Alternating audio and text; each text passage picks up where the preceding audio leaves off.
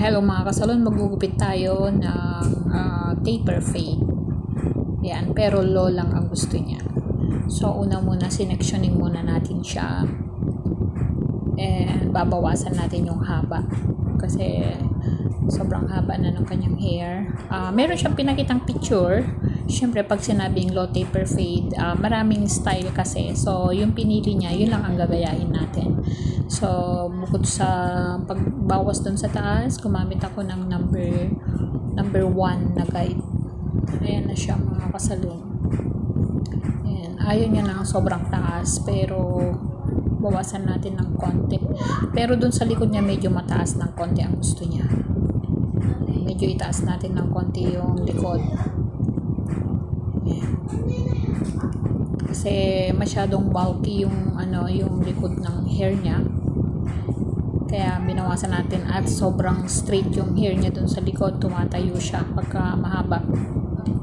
Ayan. So sectioning tayo dun sa taas. Gusto niya yung bangs niya mahaba pa rin.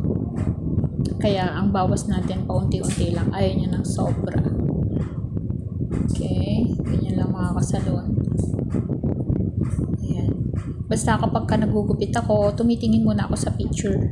Pag sinabing taper fade, low, medium, high, kung anong pipiliin niya, yun lang ang gagawin natin. Kasi marami namang picture kasi ang lalabas doon. So, meron siya minsan itinuturo, pero taper fade pa rin yun. And ngayon, lilinisan na natin yung side kasi gusto niya mababa lang. At ayaw niya ng sobrang mataas. Gusto niya ay konting konting bawas lang sa harap, pero dun sa likod niya medyo mataas ng konti. Ganyan lang mga kasalon. Yan. Kung ano lang talaga yung nasa picture, yun lang ang ginagawa natin mga kasalon. Tandaan nyo hindi ang masusunod is yung nanonood, kundi yung gumagawa. At saka ang masusunod yung customer kung ano yung gusto niyang gawin natin. Yan, kapag sinabi niya ganun lang. May picture naman na pinapakita eh. Yan, so dun sa taas babawasan ko kasi kapag hindi ko binawasan, masyadong flat.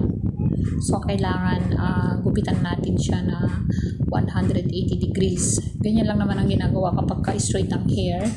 Yan, medyo i-layered natin ng konti. So ganyan lang ang gusto niya. So dun sa harap, hindi natin masyadong binawasan kasi gusto niya ay messy look. Yan na yung outcome mga kasalon.